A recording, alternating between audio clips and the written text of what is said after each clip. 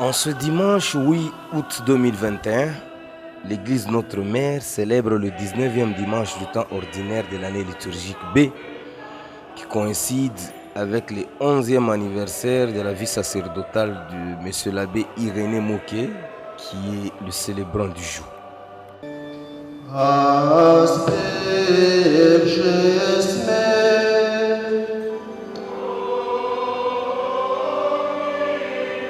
Chers frères et sœurs en Christ, Jésus n'entre pas en discussion avec ceux que ses paroles scandalisent.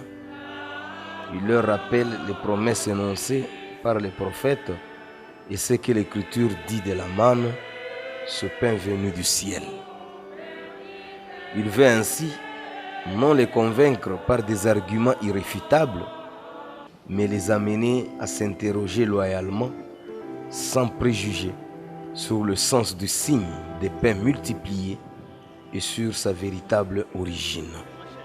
Car c'est Père qui donne d'admettre sans réticence ce qu'il dit. Il fait appel à leur foi quand il proclame, je cite, « Moi, je suis le pain descendu du ciel, le pain de la vie, le pain vivant pour la vie éternelle. »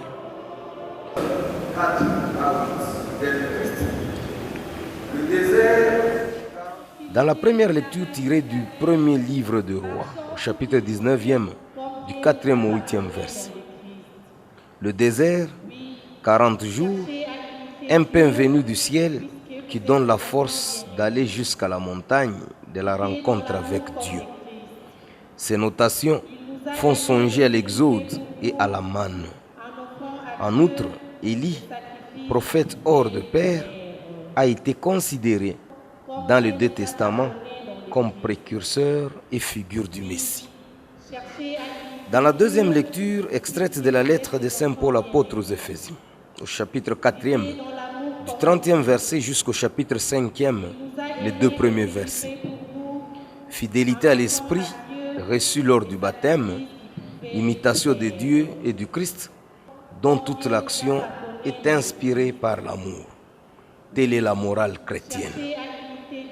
Frères et sœurs, à tout instant, Jésus-Christ vient en notre vie. Supplions Dieu de rendre notre foi toujours plus active et agissante.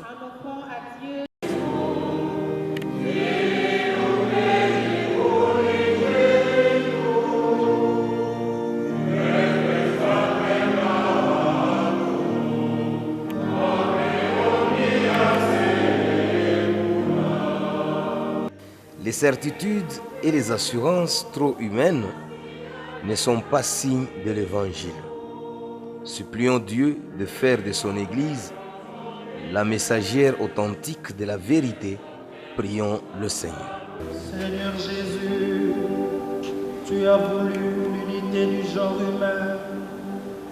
Ne permets pas que notre pays se brise. Sauve-le par ton amour. Prions le Seigneur.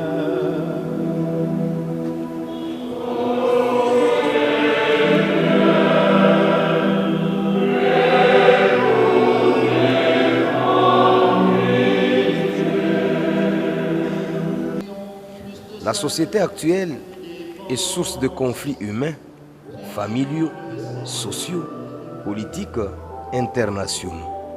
Supplions Dieu de nous inspirer le souci de l'unité dans la diversité. Prions le Seigneur. La pesanteur de l'existence nous fait parfois crier, comme le prophète. Je cite, « Maintenant Seigneur, ça n'est trop. Reprends ma vie. » 1 Roi 19, 4. Supplions Dieu de nous faire trouver sa présence au cœur de tous les événements. Prions le Seigneur. Nous assistons à un véritable gaspillage des richesses de la terre. Ici, on vit dans la misère et là-bas, on est dans l'opulence. Nulle part la moindre justice, les cris des pauvres se perdent dans le chaos. Supplions Dieu de nous interroger sur cette question. Qu'as-tu fait de ton frère? Genèse 4, 9. Prions le Seigneur. La messe nous demande de nous déposséder de notre bonne conscience et comme des voyageurs, nous pouvons recevoir le pain de la vie. Supplions Dieu d'être notre vraie nourriture au long du chemin. Prions le Seigneur.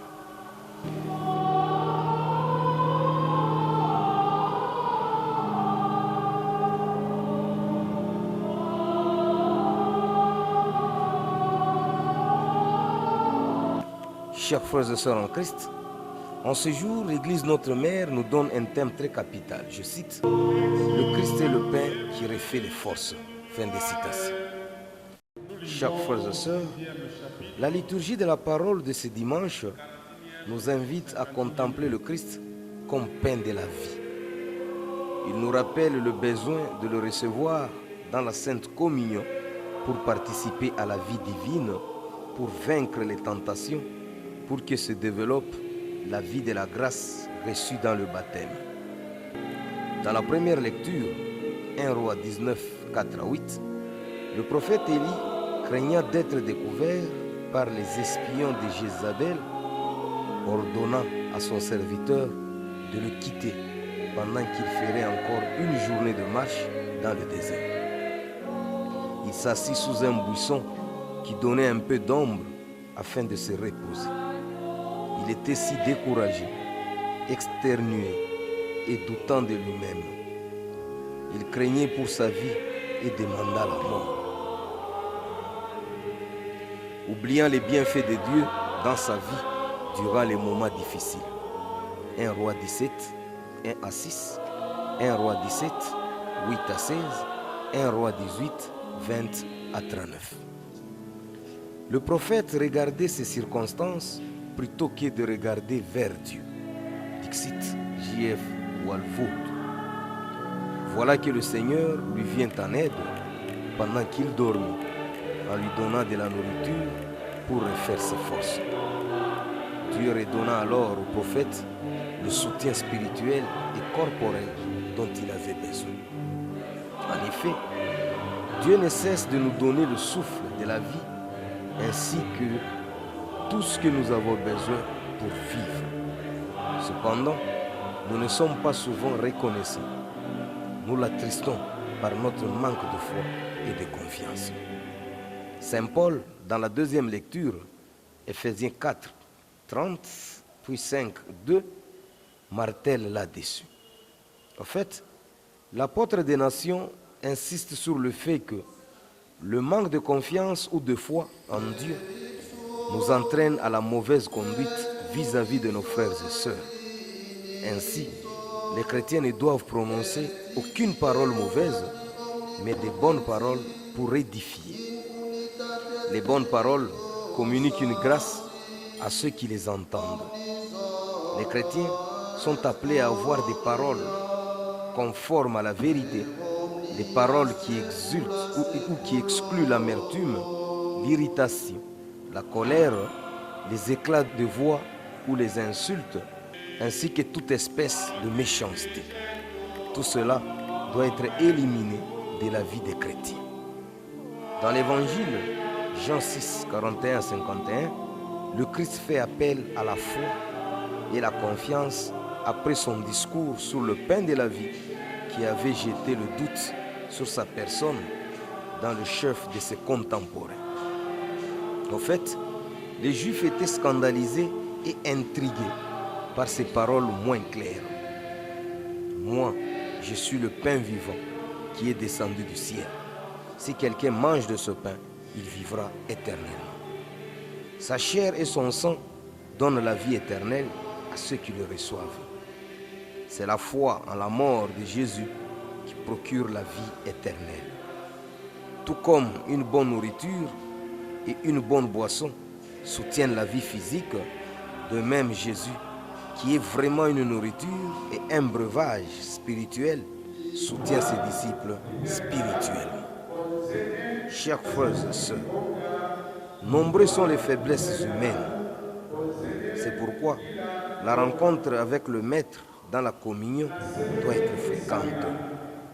Maintenons vif le désir et le souvenir de ce sacrement en faisant des communions spirituelles, c'est-à-dire des désirs ardents de recevoir Jésus dans le très saint sacrement et un rapport amoureux comme si nous l'avions déjà reçu. Dixit FF Carvajal. Amen. Père Syriaque Kaoussou, SSP. Dans son homélie, M. l'abbé Irénée Moké, qui fête ses 11 ans de vie sacerdotale, nous dit ceci. James Kapanga. L'homélie du jour est centrée sur la personne de Jésus qui est le pain de vie, le pain venant du ciel. C'est le Christ qui nous accorde le pain matériel, à côté duquel se trouve aussi le pain spirituel à travers sa parole. Cela d'ailleurs coïncide avec les deux parties de la célébration eucharistique. D'une part, nous avons la table de la parole et d'autre part, nous avons la table eucharistique. Alors, celui qui mange le corps du Christ a la vie en abondance et la vie éternelle. Et nous avons écouté à travers la première lecture, quand Dieu choisit celui qui doit travailler en collaboration avec lui, il faut précéder toujours ces grâces nécessaires. En ce qui concerne la vie d'Élie, Élie a pu réaliser beaucoup de choses dans sa vie. Déjà pendant la transfiguration, son nom a été cité et nous avons vu comment Élie, tout en étant en fuite, il voit à travers tout simplement la charge qui est lourde, il demandera à Dieu la mort parce que c'en est de trop. Il ne saura pas supporter cette charge. Et comme je venais de dire, Dieu accorde toujours ses grâces à ceux qui sont choisis. Et il a fait tout pour que Élie, même s'il s'est retrouvé quelque part, qui a connu tant de difficultés, ne pouvait même pas être désespéré.